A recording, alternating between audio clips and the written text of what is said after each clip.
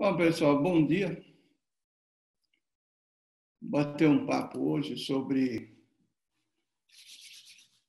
PSCR, representante de segurança e conformidade do produto. Meu nome é Gisberto Wellinghaus, estou há algum tempo nesse ramo. Como é que foi o andamento disso tudo? Lá em 1973 teve a primeira edição da VDA. Em 84, nós passamos a discutir documentação obrigatória, uma documentação para evidenciar rastreabilidade e atendimento à qualidade e legislação.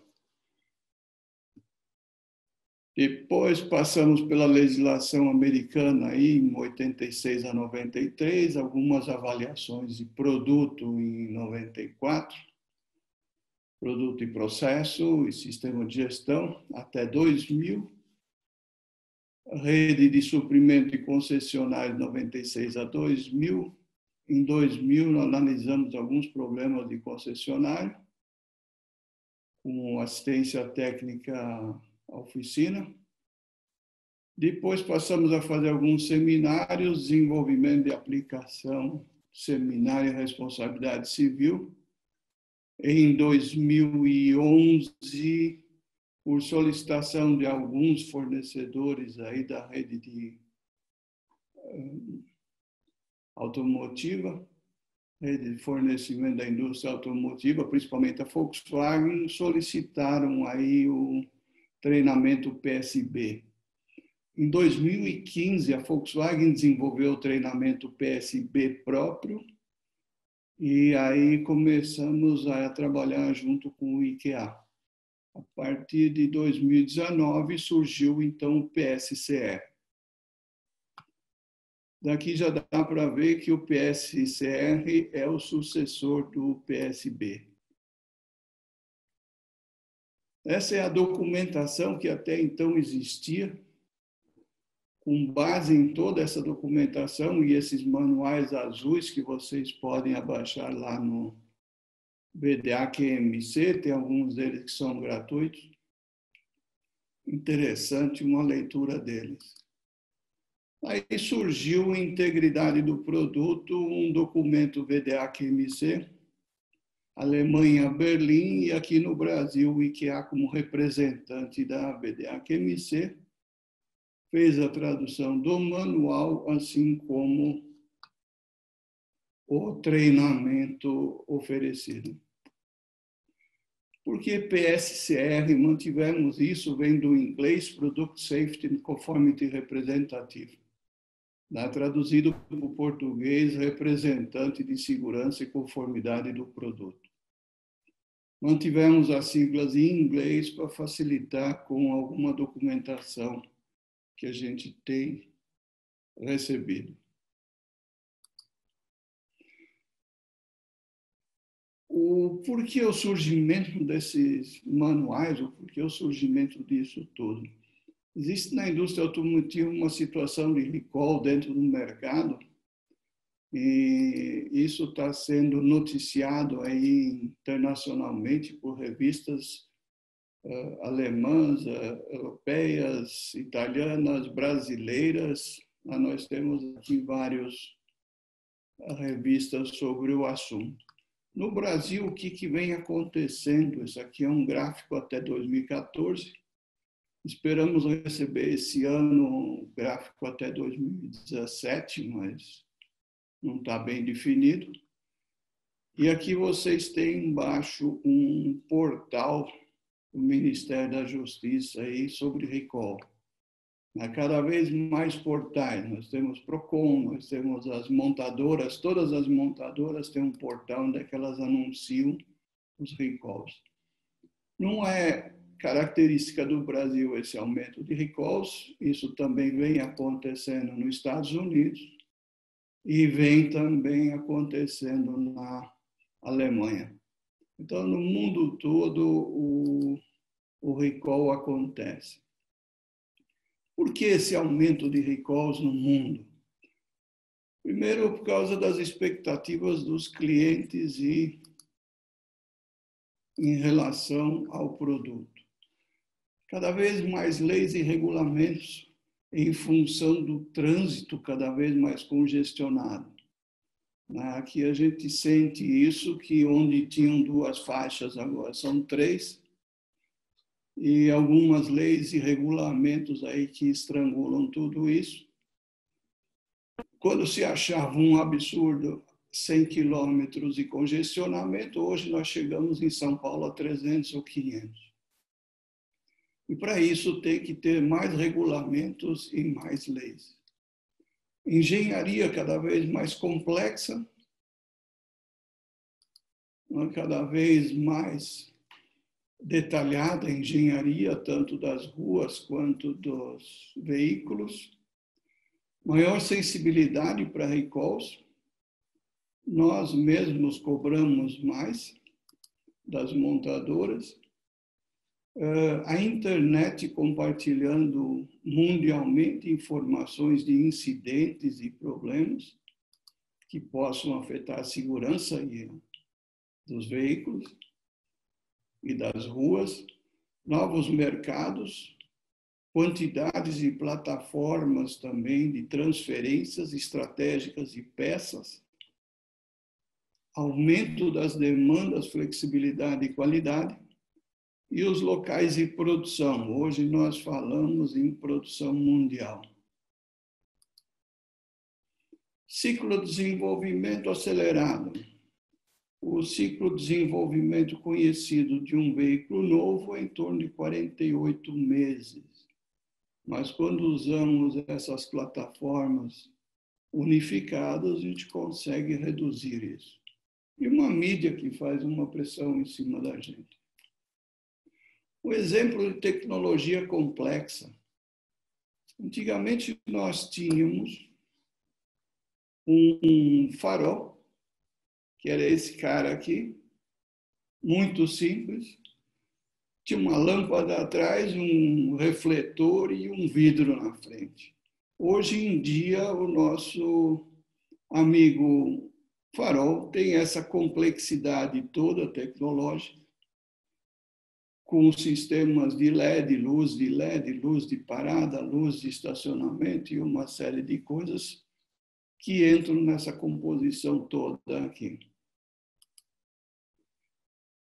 Os governos, existe uma lei americana que solicita que qualquer informação seja dada à NHTSA, de fabricantes ou de montadoras que forneçam para o mercado americano.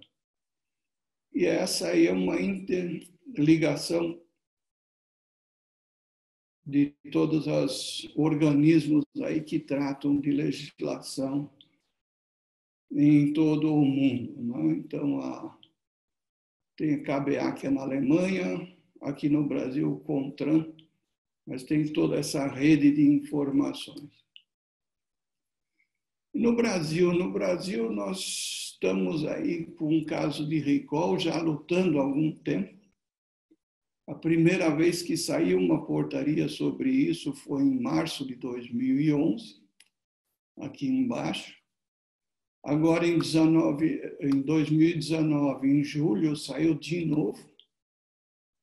O que o governo pretende? Ele pretende que na documentação do veículo, que é trocada todo ano, apareça se o veículo foi ou não objeto de recall e se ele foi atendido dentro de uma oficina autorizada.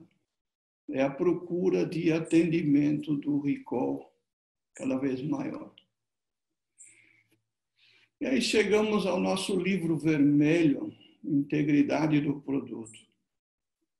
O ponto de partida foi a situação da indústria que aumenta o desafio continuamente crescente da rede de suprimentos automotivos.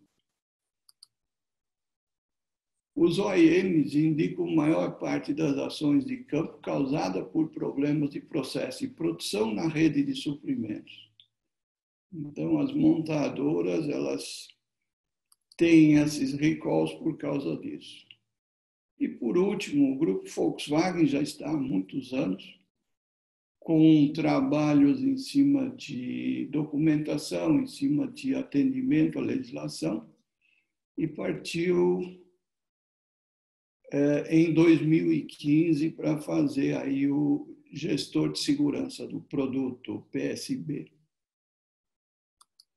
Com base nisso, a necessidade da criação de um volume, as OEMs, outras montadoras, aderiram a esse requisito inicialmente, antes de 2019, mas solicitaram a VDA para desenvolver algum trabalho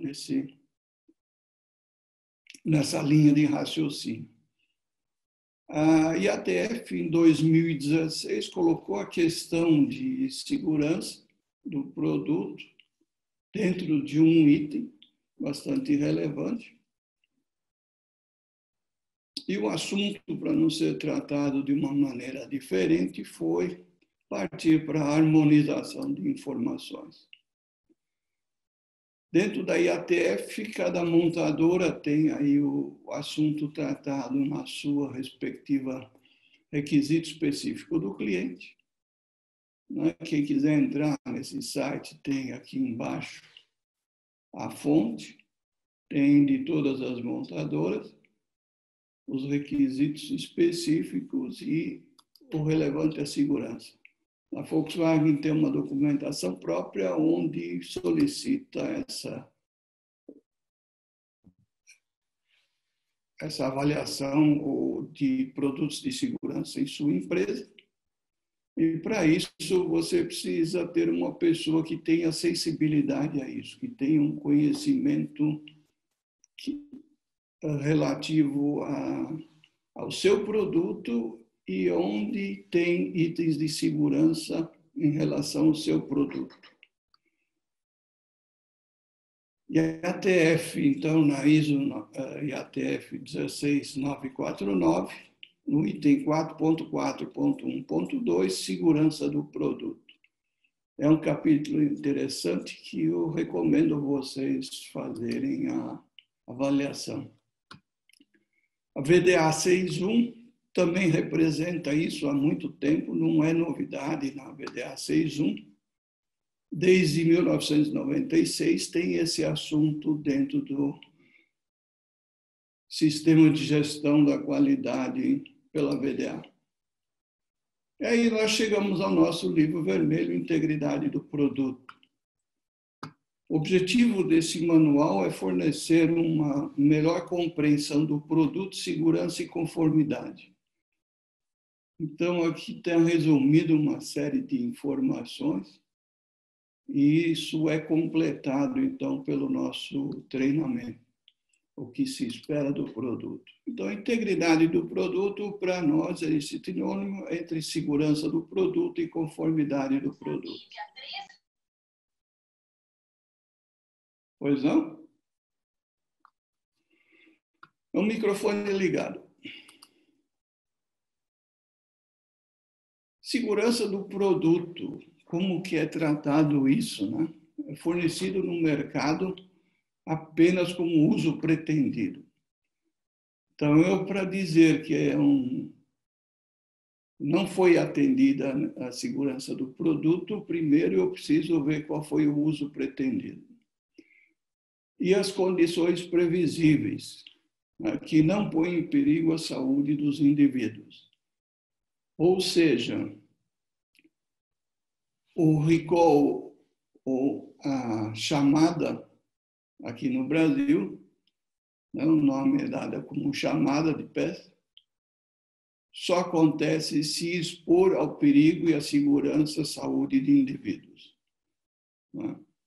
Se não tiver isso, então é ação de oficina e não recall. Na Alemanha, isso é tratado no extrato 3 da legislação. No Brasil, nós temos o Código de Defesa do Consumidor, desde 1990, que trata esse assunto. E o Código Civil brasileiro, que trata esse assunto também. Na Alemanha, o Código de Defesa do Consumidor está dentro do Código Civil. Os Estados Unidos está separado como o nosso.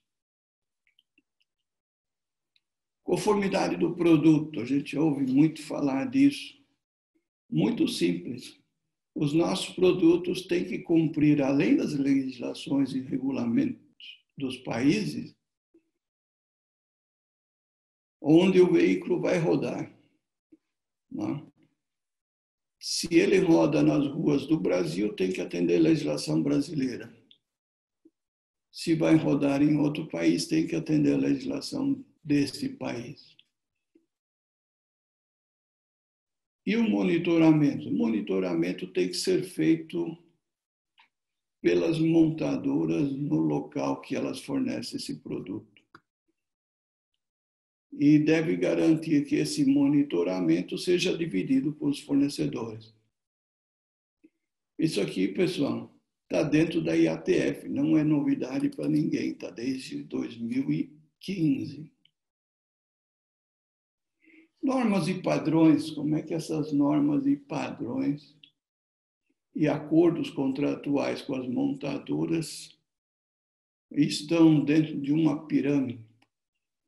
Você tem, sobre tudo isso, os regulamentos internacionais, legislação nacional, as normas, os requisitos de segurança e as normas internas até das montadoras e dos seus fornecedores, da rede de fornecimento. Então, diretrizes internas da empresa fazem parte desta pirâmide de normas e padrões. Na Europa, nós temos os regulamentos EC, e cada país tem alguns regulamentos adicionais, como exemplo daqui, os faróis, cintos de segurança. Então, a Unesco, da Europa, ela emite normas e padrões. Aqui tem alguns, como exemplo, nós temos também o exemplo americano, FMVSS, também tem várias normas e padrões. Conformidade de produtos, em vários portais vocês têm isso, revistas de automóveis, associações e clubes. Então, aí existe uma grande gama para a gente poder fazer a leitura dessas normas e padrões e também as medidas de recall. Não é o não atendimento a essas normas e padrões. Aqui tem alguns alertas. Nós temos aqui Secretaria da Justiça, portal do PROCON. Existem outros portais nacionais e internacionais. Tem algumas revistas, o canal Dana, por exemplo, né? Que dá para a gente monitorar o que está acontecendo no Brasil e no mundo. E o PSCR?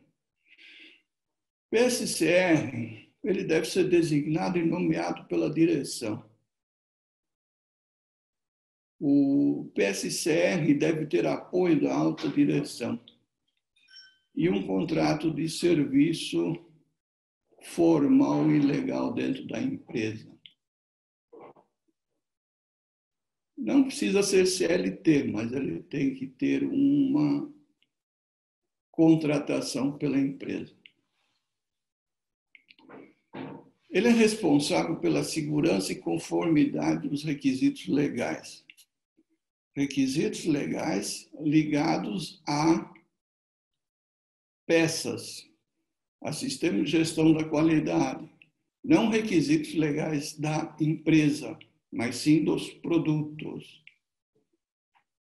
Então, ele não é um advogado da empresa, mas pode ser.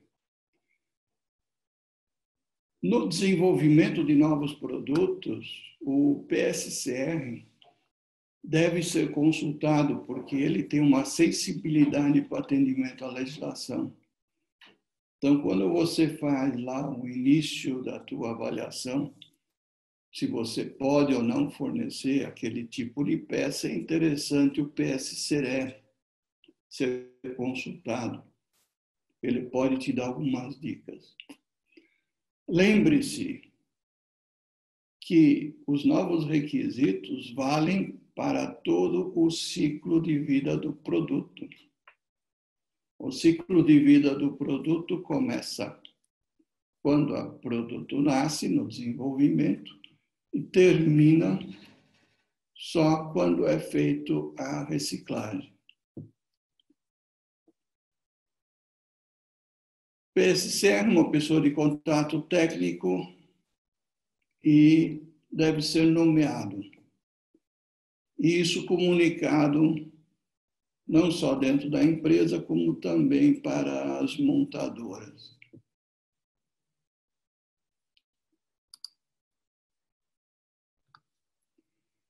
A rede de comunicação, então a OEM com o Tier 1, tem o PSCR que forma essa rede de comunicação, e aqui os outros fornecedores dentro da rede. Dentro de todos os fornecedores tem a estrutura do produto, e a estrutura desse produto, então, é a ligação entre os pares. Você tem aqui as barreiras de cultura, as barreiras de comunicação, que devem ser entendidas. Integridade do produto no ciclo de vida. Então, nós temos que fazer uma contínua avaliação de risco. Já ouviram falar em avaliação de risco? Aqui se refere à avaliação de risco de segurança do produto. Então, a empresa, dentro dessa conformidade requerida para cada modelo, deve ter sua avaliação em testes e homologações. Para isso, eu tenho mais um manual aqui, nível de maturidade de peças novas, que dá algumas orientações desde o início do desenvolvimento de um produto até o fim da vida dele. Aqui você tem os níveis de maturidade, você tem as diversas fases, fase de requisito, desenvolvimento, fase de produção, fase de uso. Essas fases aqui nós vamos discutir durante o treinamento de PSCE, e dentro dessas fases, como é que nós vamos tratar cada um dos requisitos legais de atendimento. Desde o início de desenvolvimento até ciclo de vida.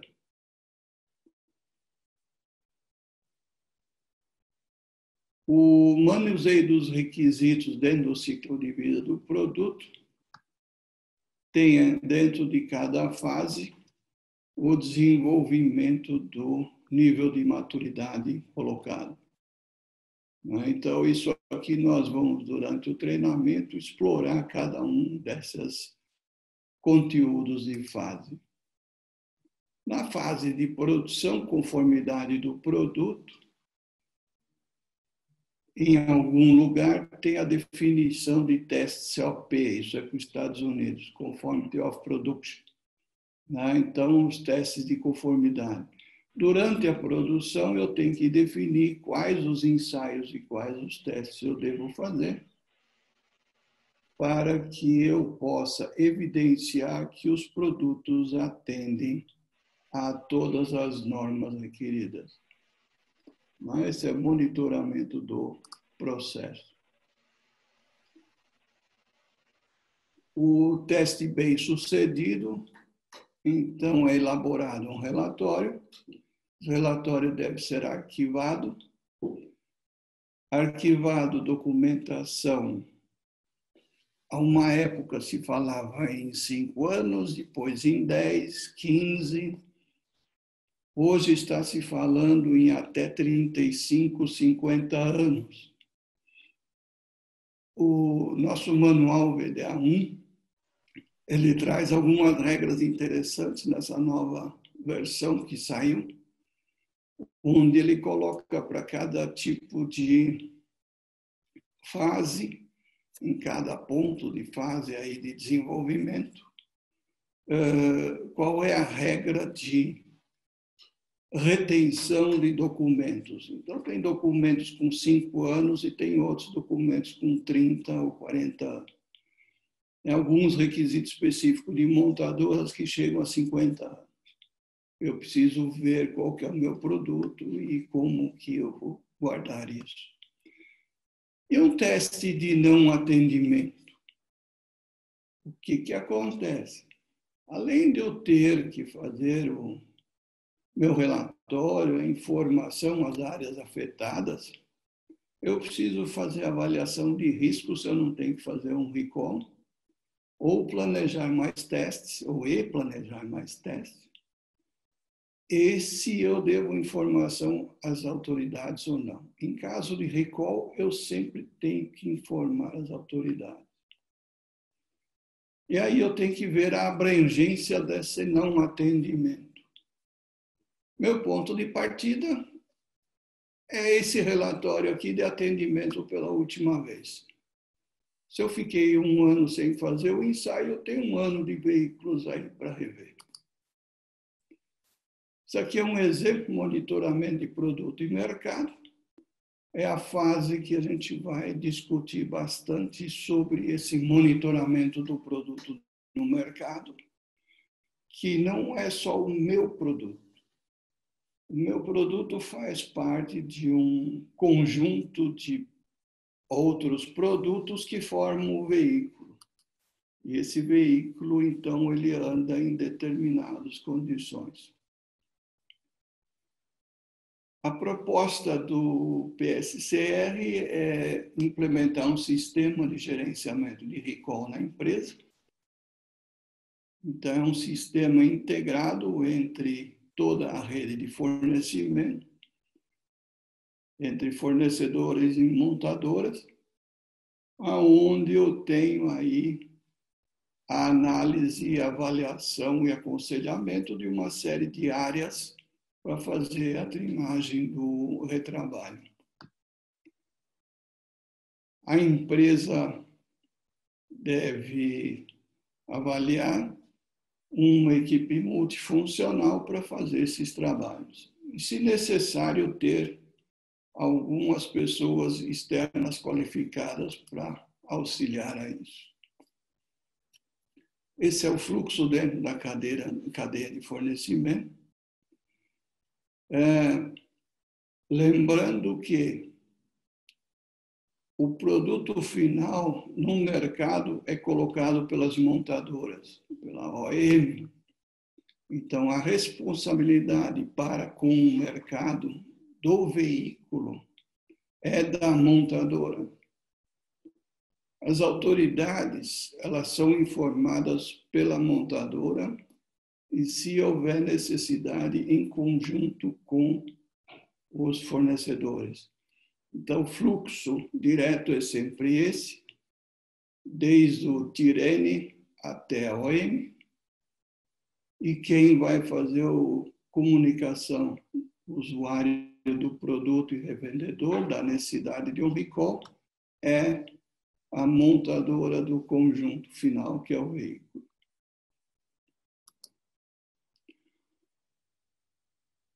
Avaliação de risco, vários de vocês já conhecem isso de outros treinamentos. Avaliação de risco aqui, risco maior, menor, com risco, sem risco. Nós vamos discutir um pouquinho aqui o RAPEX e como que ele funciona. Tá? Existem outras formas aqui de avaliação de risco e a lista não termina aqui. Risco nós temos em todos os lugares, né?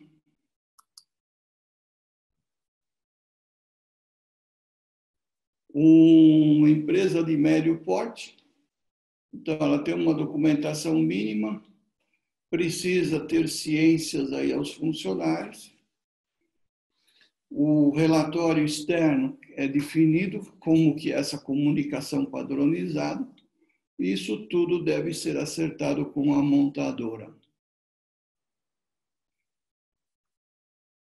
Aí eu recomendo para vocês um exemplo fictício para testar o seu sistema em caso real grave. Pegue qualquer reclamação do seu cliente e rastreie toda a documentação para ver o que restou disso. Pega um exemplo simples, uma reclamação de 1 ano atrás, mais simples ainda, de 5 anos atrás. Sempre lembrando que eu tenho alguns casos aí de 35 anos, né? Mas vamos ver o que nesse exemplo fictício eu consigo rastrear, eu consigo levantar de 1 a 5 anos atrás.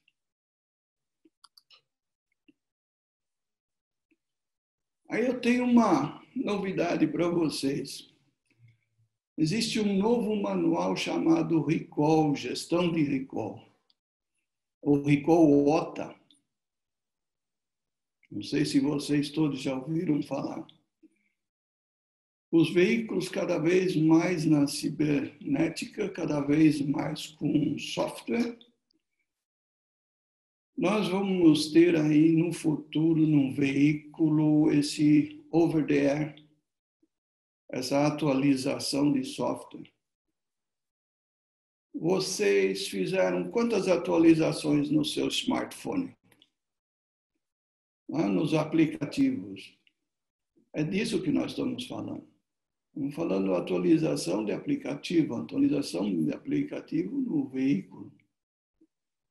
E como fica a segurança disso? Então, aqui é justamente as atualizações via Wi-Fi. Fabricação e organização e integridade do produto. Vocês não gostariam de ter essa situação aqui, de estar na corda bamba sem saber as ações que você deve fazer.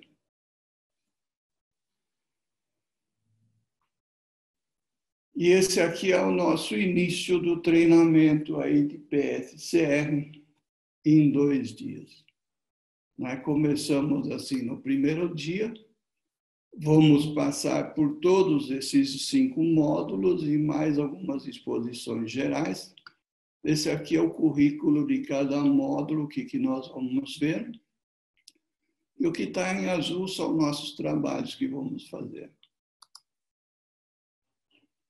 E aí fica o nosso obrigado por esse tempo e essa nossa conversa. Fico aberto agora a perguntas.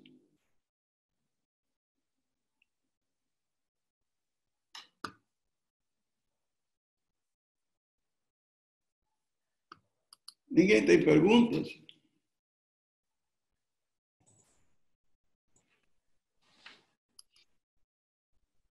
Oi, seu Gisberto, bom dia. É a Adriana, tudo bem? Bom dia, Juliana. Adriana, da Adriana. Mercedes. Adriana, sim. Tudo bem? Tudo bem. Deixa eu fazer uma pergunta. O que a gente tem visto muito, realmente, os recall acontecendo, é muito na cadeia de tiers, né? De subfornecedores. Uhum. Exato. Isso nos preocupa bastante, né? Então, quando você vê que se você faz um acompanhamento adequado com a VDA, RGA, com os graus de maturidade, você já consegue cercar isso tudo em conjunto com os nossos fornecedores e assim sucessivamente com os subfornecedores, né? Isso realmente ajuda bastante a cadeia automobilística a cercar ou verificar os riscos e os impactos que os tiers podem causar ou ter uma quebra de sistema, correto? E esse seminário ele é interessante porque ele vai trazer a informação sobre a harmonização de informações. Eu tenho uma peça que não é de segurança, aparentemente, né? Uma peça normal. porém ela vai num conjunto que o mau funcionamento dela pode gerar uma situação de segurança. E o fornecedor não conhece isso porque a peça dele não é item de segurança. Exato. E assim como vocês da Mercedes, a Volkswagen, a BMW, eu sei que GM, Fiat e outras pretendem ter toda a rede de fornecedores com esse conhecimento, justamente para auxiliar na identificação de possíveis itens, né, de atendimento à legislação. Exato, isso é bastante importante mesmo. Muito obrigada. Nada, obrigado você.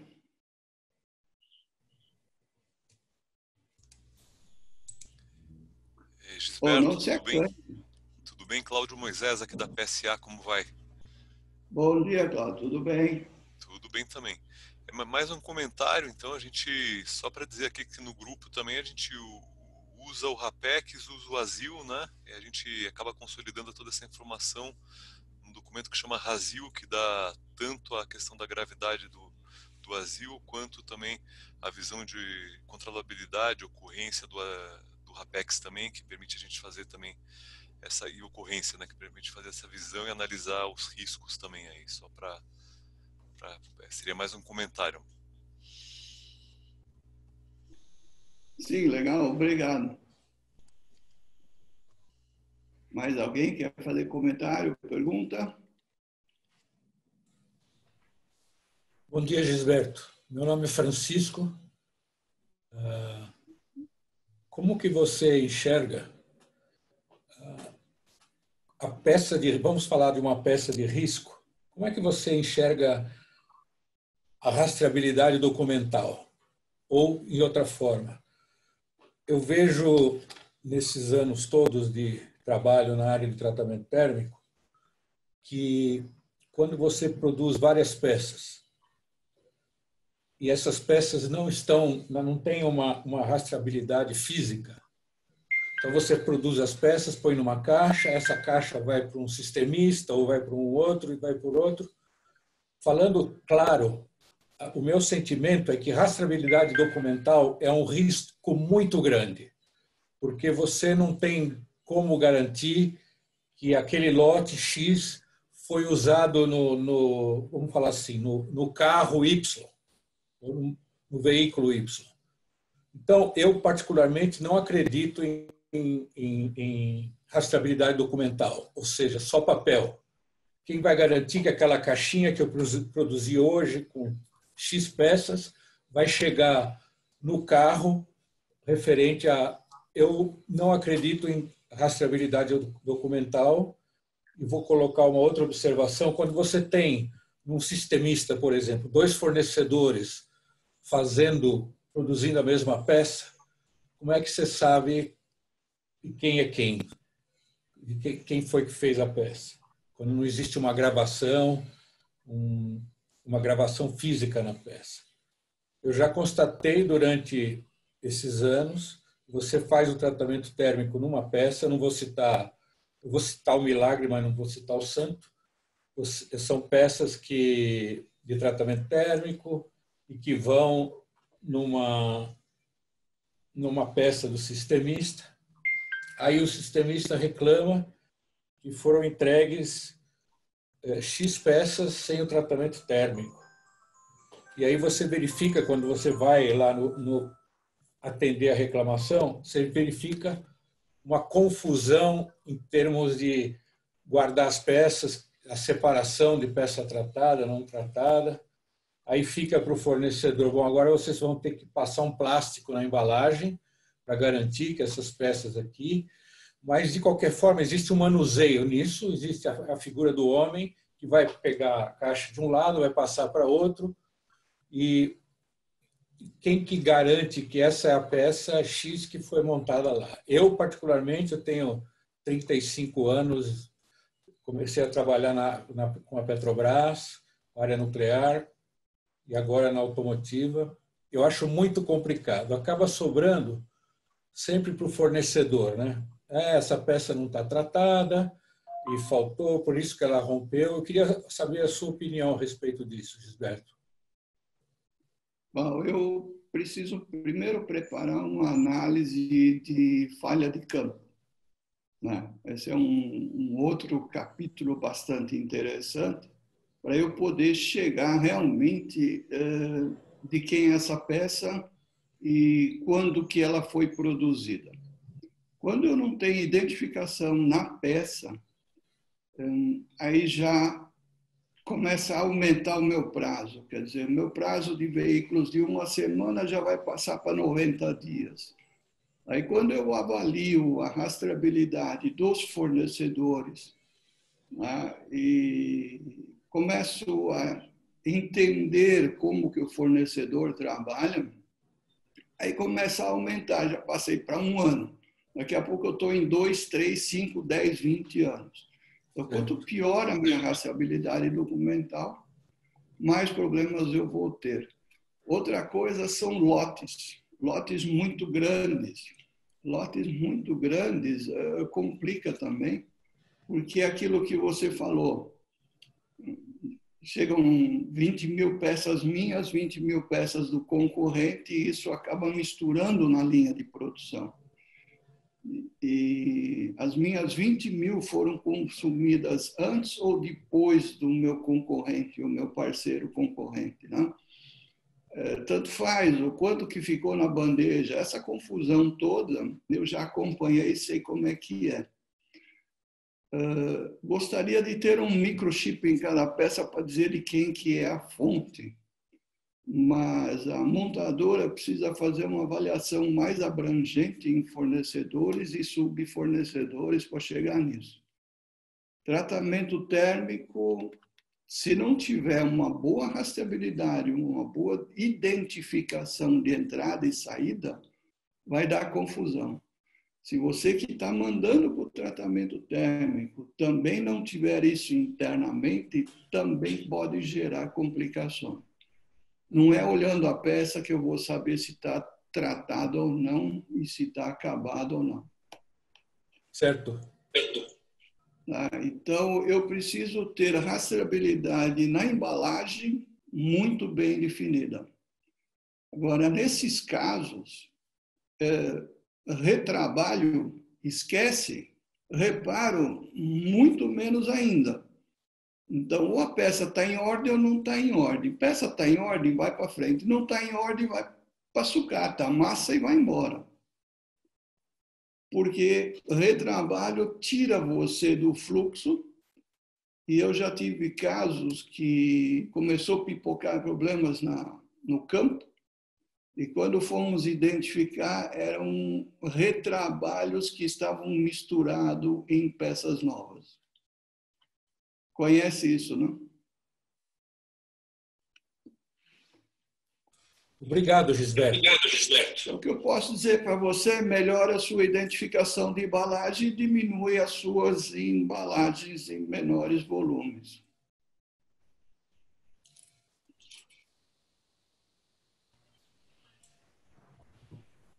Ok, eu agradeço a sua resposta, mas mesmo que você melhore a identificação da embalagem, e se essa embalagem for manuseada num processo, no sistemista ou mesmo na montadora, como não tem identificação física, isso se perde, isso pode se perder porque existe um elemento humano manuseando peças e colocando para lá ou para cá.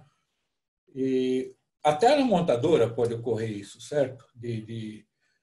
Como é que ela vai garantir que aquela peça X é da semana Y? E o que eu vejo, resumindo tudo, com respeito às montadoras, sempre esse recall vai sobrar para um fornecedor, né? Aí tem que ter avaliação, é mesa redonda, tem que negociar, tem que ver o espectro todo. Existe um coeficiente calculado na garantia, que é o teu coeficiente de engenharia, o coeficiente de desenvolvimento.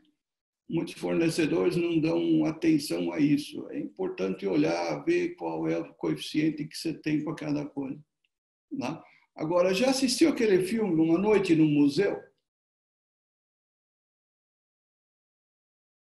Não Então, assisti. é exatamente o que acontece com as peças dentro de qualquer organização. Elas criam vida à noite e começam a mudar de lugar. Né? Então, as não conformes ficam com saudade das conformes, elas se misturam. Não sei por que isso acontece. E isso acontece em qualquer organização. Já tive muitos problemas com isso. Já tive problemas que eu todo dia, às 6 da manhã, estava na linha de produção verificando se as primas não pularam de local. Gisberto, bom dia.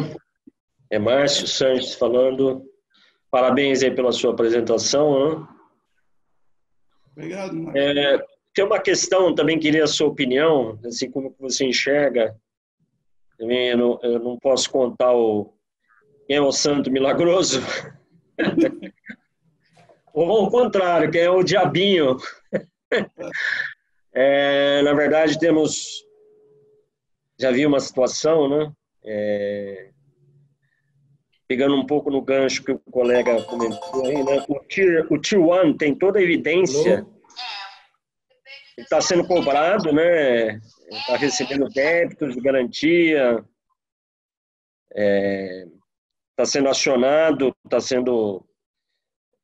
tendo todo tipo de demérito por problemas de campo, e ele tem toda a documentação comprobatória, né, que foi um problema de design de uma montadora aí.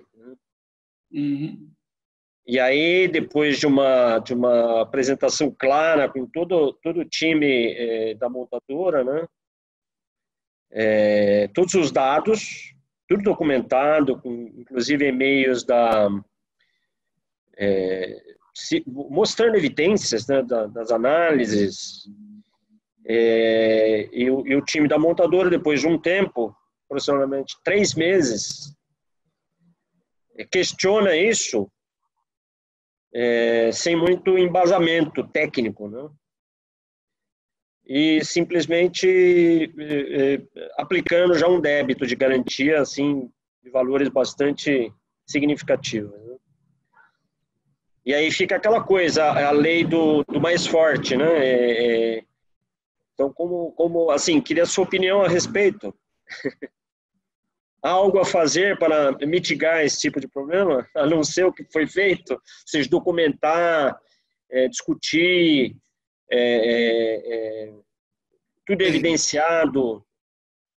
Como o colega falou, talvez documentação só de rastreabilidade, talvez, não, com certeza, não baste. Né? Então, eu gostaria que o senhor comentasse a respeito. Existe uma etapa que muita gente pula, chama amostra inicial. Né? Então, lá, quando eu estou lá no início... Não foi o caso, tá? Desculpa cortar o senhor, não foi o caso também, tá? Não, mas tudo começa realmente quando você recebe desenho para cotação e faz análise de viabilidade e depois recebe o pedido. Aí, com o pedido na mão, todo mundo acha que sabe interpretar tudo, documentação técnica, tanto desenho quanto normas, tudo isso.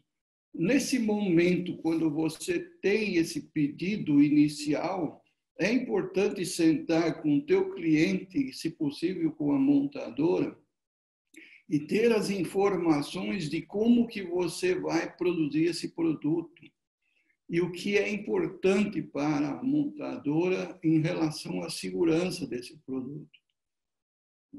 E eu vejo muitas vezes o pessoal pular tudo isso e já parte e quando vai ver, a amostra já foi feita. Não? Tem todas as fases de nível de maturidade que eu tenho que levar em consideração. Então, se eu acerto isso, tem uma matriz também que está na VDA 2, matriz de gatilho, que é uma ferramenta interessante, que você define tudo isso já. Ela define a responsabilidade de quem é comunicar quem, quando acontece o quê. Aí a própria... Se o senhor me permitir aqui um comentário, isso que o senhor falou é corretíssimo, está inclusive eu diria que dentro do fluxo do APQP, né, essa atividade que o senhor citou, ela é primordial se executar. Entretanto, a gente sabe que na vida prática, por responsabilidade da maioria das vezes, da imensa maioria das vezes que eu tenho mais de 30 anos na indústria automobilística, é o próprio cliente que suprime essa etapa e não deixa acontecer por uma série de razões, ou porque ele quer lançar um produto novo urgente, ele precisa ganhar tempo, ou porque ele não quer investir ainda num ferramental para fabricar as amostras, enfim, uma série de fatores. E aí ele dá ordem, alguém lá dá ordem, lá na engenharia, ou na área de compras, do próprio cliente, que essa etapa seja suprimida. E tudo é documentado pelo Tier 1, tudo certinho. Né? E aí eu já vi acontecer por várias vezes na minha vida na indústria automobilística. Isso acaba dando problema mais tarde. Né? Sim. E aí o que acontece, embora a gente levante todo o histórico, esteja tudo documentado, o Tier 1 vem e recebe o débito. E até é ameaçado, muitas vezes, de não entrar em novos negócios, se não assumir o referido débito.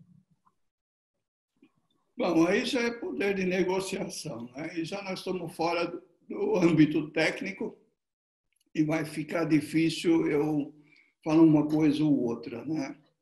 É a mesma coisa de não conformidades aí que são dadas em auditorias, né? Está fora do âmbito técnico e não dá para discutir, não dá para ver isso aí. É questão de vocês terem aí uma boa parceria com a montadora e aí é poder de negociação de tudo isso. Para isso ainda existimos nós. Senão seria tudo robozinho.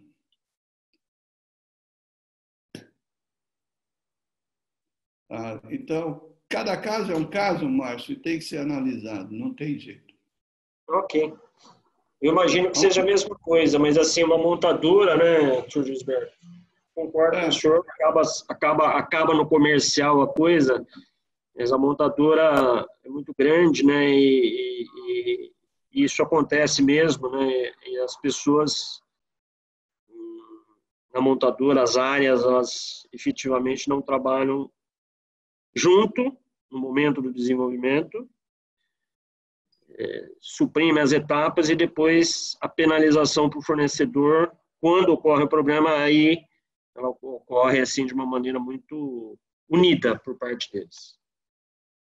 Mas você colocando aí no seu programa esse treinamento vai te dar um pouquinho mais de substância para você ter mais firmeza nas suas evidências de atendimento a isso. Eu já vi casos ao contrário, que a montadora aceitou as evidências do fornecedor e aceitou também os débitos que foram gerados pela engenharia da montadora e não pela engenharia do fornecedor. Tem os dois lados. Tem que analisar cada caso com mais profundidade. Eu já participei de comitê, eu já fui readiness, quer dizer, já fui atrás da amostra, já participei de comitê de segurança de montadora, é bastante interessante. Os argumentos têm que ser todos analisados, aí depende do comitê que analisa e quais são as informações que tem. Ok? Com certeza, eu tenho uma vivência também de ver o lado justo ocorrer também. Já vi também débitos serem eliminados, serem retirados. Eu me refiro àqueles onde, embora hajam evidências técnicas, né, que o problema não era do Tier 1 ou do Tier 2, mesmo assim ocorreram os débitos. É isso que eu queria comentar. Aí eu tenho que rever tudo, não tem jeito. E eu queria só a sua opinião a respeito, que o senhor tem uma enorme experiência nessa área. Obrigado aí de qualquer forma, senhor Gisberto, e parabéns novamente pela palestra, pelo treinamento. Agora, se você quiser ficar um pouco mais seguro, faz aí um exemplo fictício. Aí você consegue descobrir todas as suas fraquezas. Certeza. Ah. Tudo de bom aí, parabéns novamente. Obrigado, um bom dia a todos. Bom dia. Estamos com 30 pessoas, já passamos do tempo, são 11h10. Mais alguma coisa relevante, pessoal? Não vou conseguir resolver problemas particulares. Renata? Acredito que não tenha mais perguntas, Gisberto. Não tem mais perguntas. Então tá, então podemos dar por encerrado o webinar e ficamos aqui então à disposição de encontrar com vocês no seminário e a gente discutir isso com mais profundidade, né, para vocês terem um pouquinho mais de sensibilidade ao assunto. Pessoal, obrigado. Até mais ver.